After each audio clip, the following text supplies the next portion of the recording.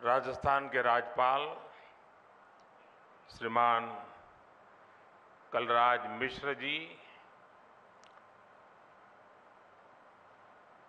केंद्रीय मंत्री श्री नरेंद्र सिंह जी तोमर,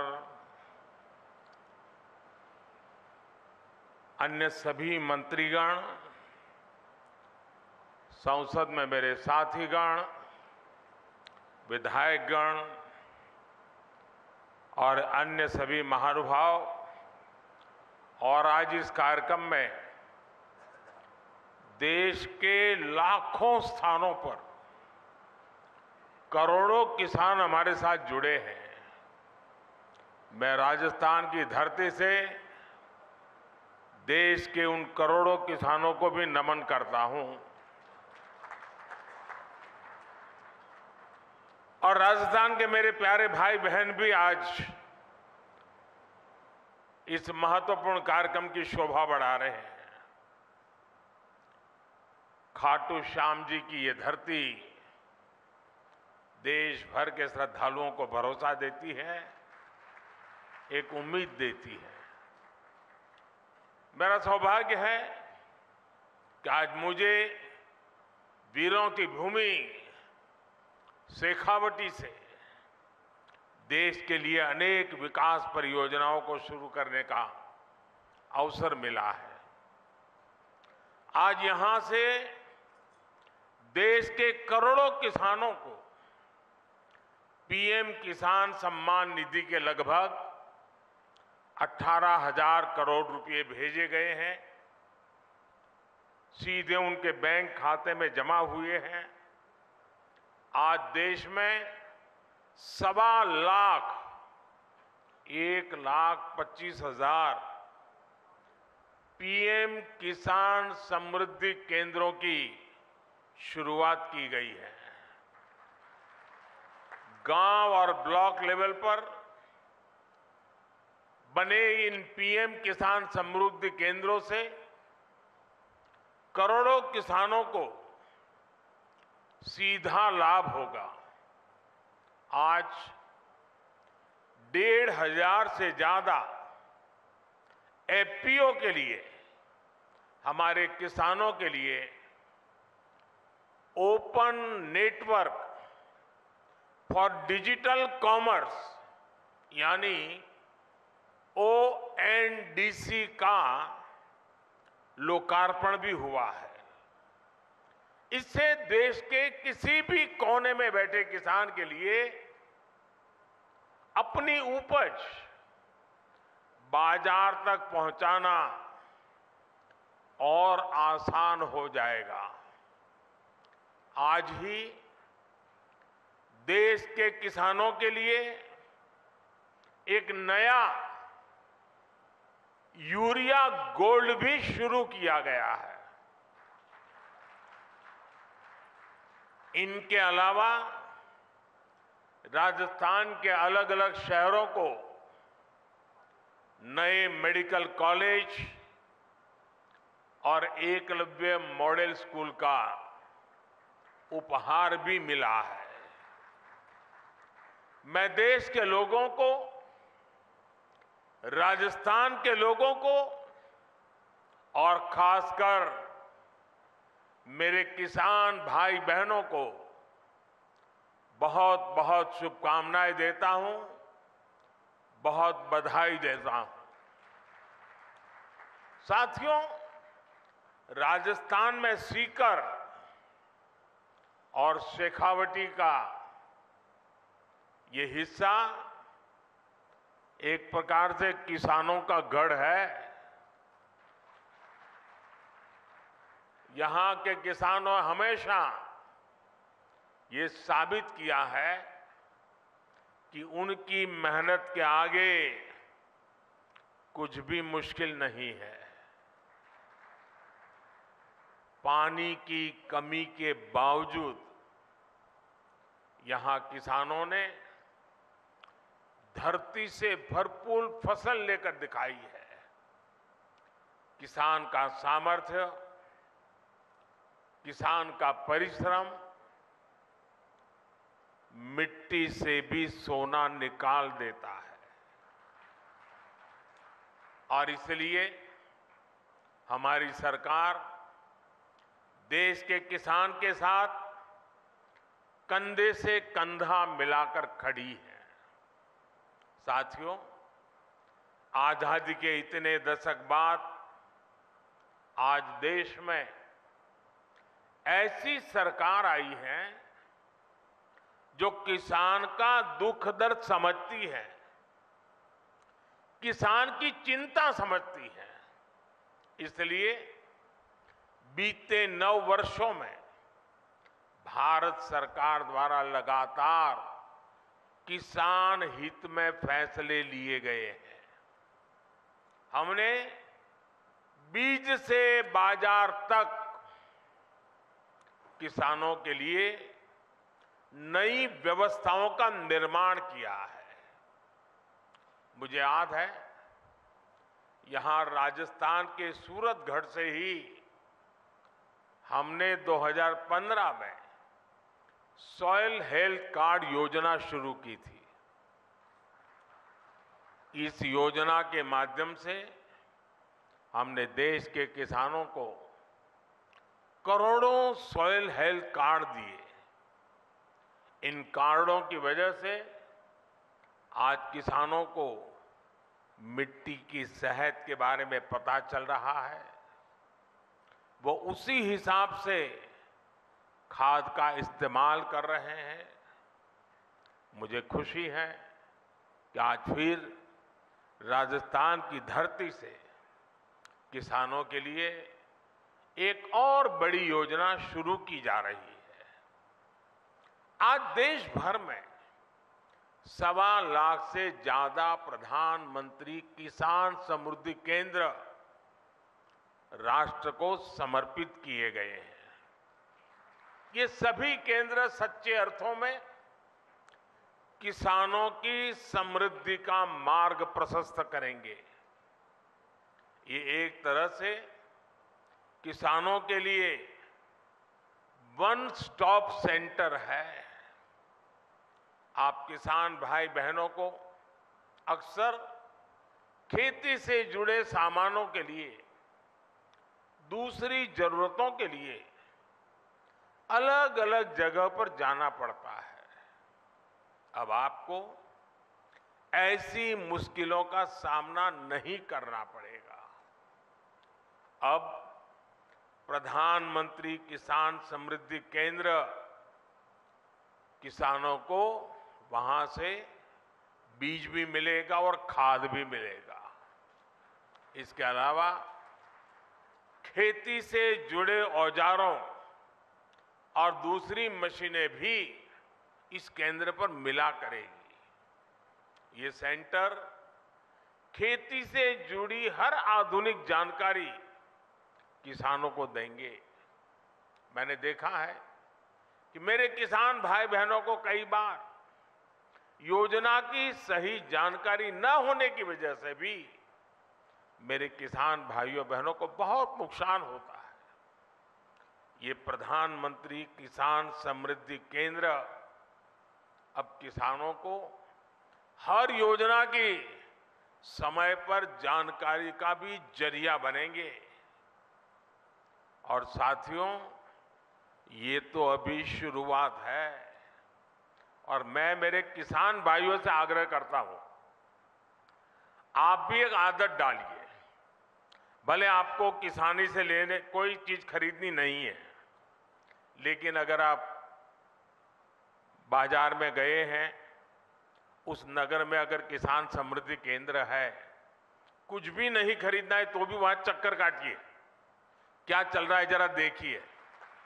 आपने देखा होगा हमारी माताएं बहनें सब्जी लेने जाती हैं, लेकिन अगर कहीं साड़ी की दुकान दिखा दी, नहीं भी खरीदना होगा लेकिन चक्कर काटेगी, नया क्या आया है, वैरायटी कौन सी आई है, जरूर देखेगी। मेरे किसान भाई बहन भी ऐसे थोड़ा समय निकाल के आदत डालें कि जब भी गए हैं नगर में और वहां किसान समृद्धि केंद्र है, जरूर चक्कर काटेंगे, हर वैरायटी पर नजर डालेंगे, क्या नया आया है क्या नहीं, देखते रहेंगे। आप देखिए बहुत बड़ा लाभ होगा। साथियों, इस साल के अंत तक देश में 2.25 लाख से ज्यादा प्रधानमंत्री किसान समृद्धि केंद्र और बनाए जाएंगे। 2.25 लाख। साथियों, आज केंद्र में जो सरकार है वो किसानों के खर्चे कम करने के लिए, उनके खर्चों में हाथ बटाने के लिए पूरी ईमानदारी से काम कर रही है। पीएम किसान सम्मान निधि दुनिया की सबसे बड़ी योजना है जिसमें किसानों के बैंक खातों में सीधे पैसे ट्रांसफर किए जाते हैं। आज की 14वीं किस्त को जोड़ दें तो अब तक 2,60,000 करोड़ रुपए, 2,60,000 करोड़ से भी ज्यादा रुपए किसानों के बैंक खाते में सीधे भेजे गए हैं। इन पैसों ने छोटे छोटे अनेक खर्च निपटाने में किसानों की बड़ी मदद की है। हमारी सरकार कैसे अपने किसान भाइयों के पैसे बचा रही है, इसका एक उदाहरण यूरिया की कीमतें भी है। और देश भर के किसान मुझे सुन रहे हैं, मेरी बात को ध्यान से सुने। आप जानते हैं कोरोना की कितनी बड़ी भयंकर महामारी आई, उसके बाद रूस और यूक्रेन का युद्ध हो गया और इसके कारण बाजार में बहुत बड़ी उथल पाथल हो गई। खास करके फर्टिलाइजर के क्षेत्र में तो तूफान मच गया, लेकिन इसका असर हमारी सरकार ने किसानों पर नहीं पड़ने दिया। मैं देश के अपने हर किसान भाई बहन को खाद कीमतों की ये सच्चाई बताना चाहता हूं। आज भारत में यूरिया की जो बोरी हम किसानों को 266 रुपये में देते हैं, उतनी ही यूरिया हमारे पड़ोस में पाकिस्तान के किसानों को करीब करीब 800 रुपये में वो बोरा मिलता है। आज भारत में यूरिया की जो बोरी हम किसानों को 266 रुपये में देते हैं, उतना ही यूरिया बांग्लादेश के किसानों को वहां के बाजार में 720 रुपये में मिलता है। आज भारत में यूरिया की जो बोरी हम किसानों को 266 रुपये में देते हैं, उतनी ही यूरिया की बोरी चीन में किसानों को 2100 रुपये में मिलती है। और आप जानते हैं अमेरिका में यूरिया की यही बोरी आजकल कितने रुपये में मिल रही है? यूरिया की जिस बोरी के लिए आप 300 रुपये से भी कम देते हैं, उसी बोरी के लिए अमेरिका के किसानों को 3,000 रुपये से ज्यादा देना पड़ता है। कहां 300 और कहां 3,000? हमारी सरकार यूरिया की कीमतों की वजह से भारत के किसानों को परेशानी नहीं होने देगी। और इस सच्चाई को देश का किसान देख रहा है, हर दिन अनुभव कर रहा है। जब यूरिया खरीदने जाता है ना, तो उसे पक्का विश्वास होता है कि ये मोदी की गारंटी है।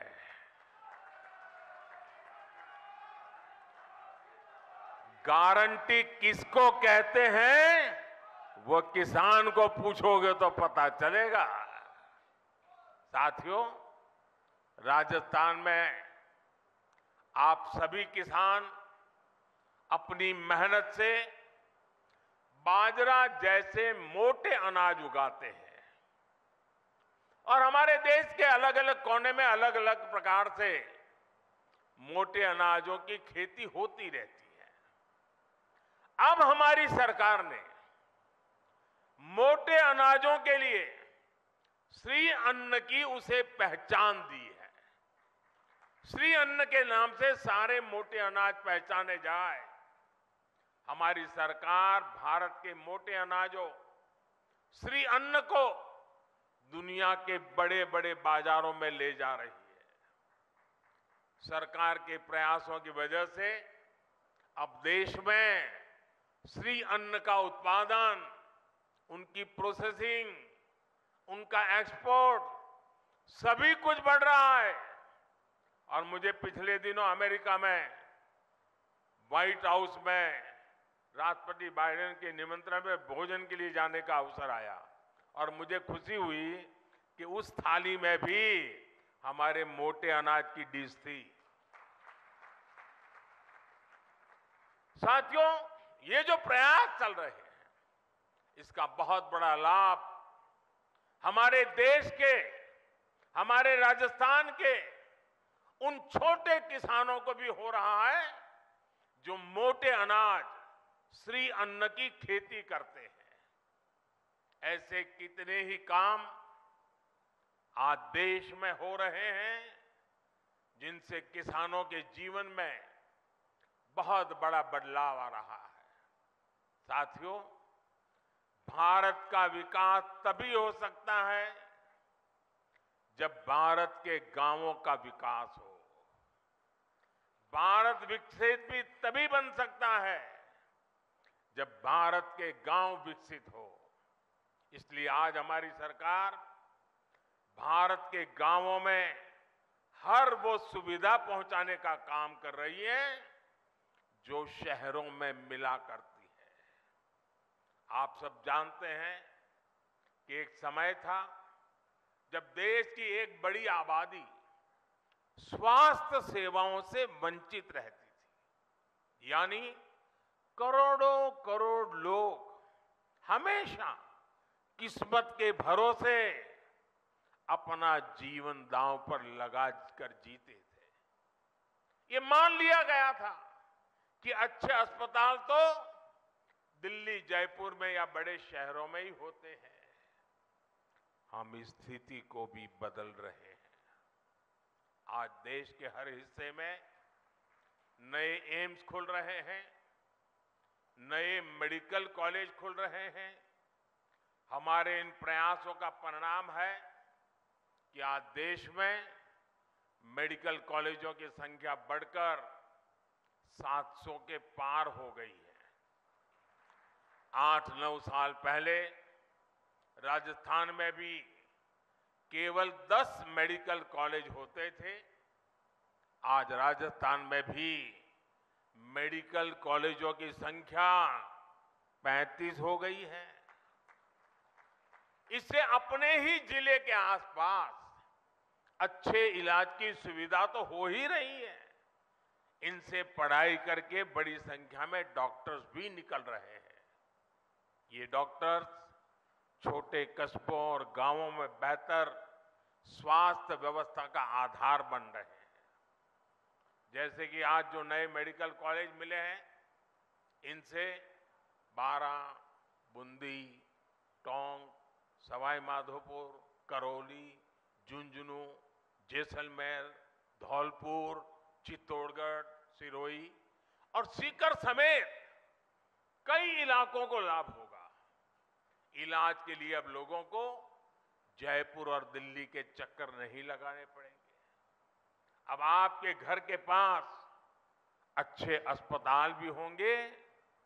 गरीब का बेटा और बेटी इन अस्पतालों में पढ़कर डॉक्टर भी बन पाएंगे। और साथियों, आपको पता है हमारी सरकार ने मेडिकल की पढ़ाई को भी मातृभाषा में पढ़ाई कराने का रास्ता बना दिया है।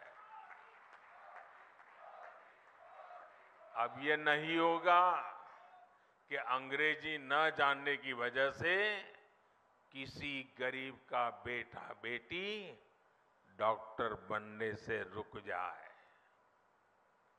और ये भी मोदी की गारंटी है।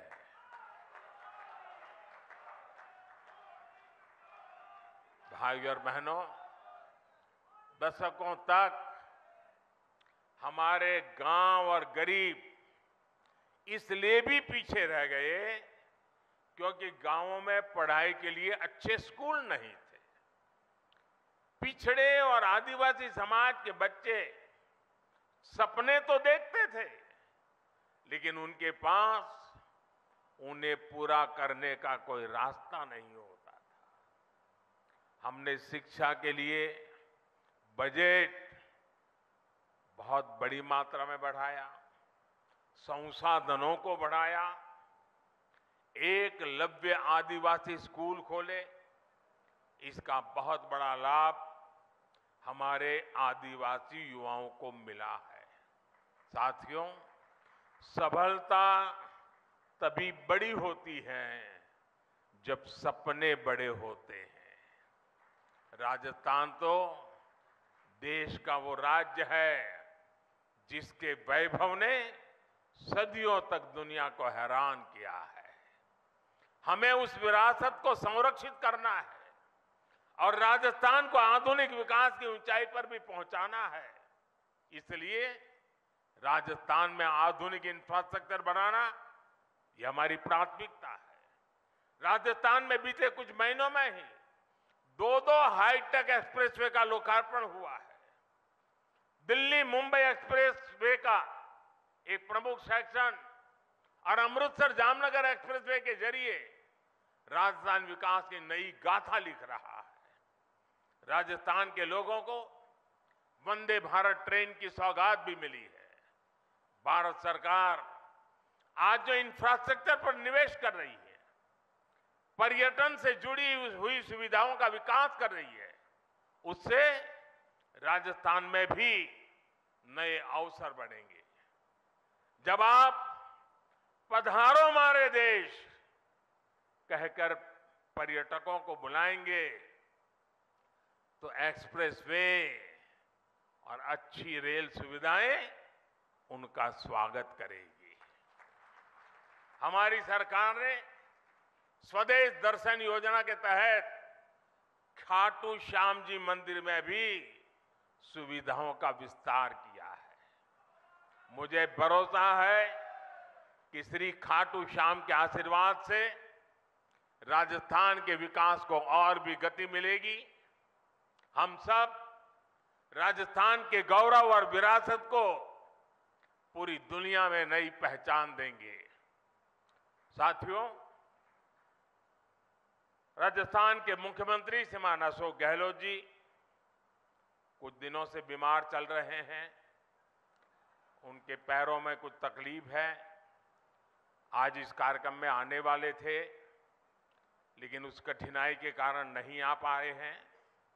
मैं उनके उत्तम स्वास्थ्य के लिए प्रार्थना करता हूं और सारे राजस्थान को इन अनेक विध नई सौगात के लिए, देश के किसानों को इस महत्वपूर्ण व्यवस्थाओं को विकसित कर करके उनको समर्पित करने के लिए मैं आज हृदय से बहुत बहुत बधाई और शुभकामनाएं देते हुए मेरी वाणी को विराम देता हूं।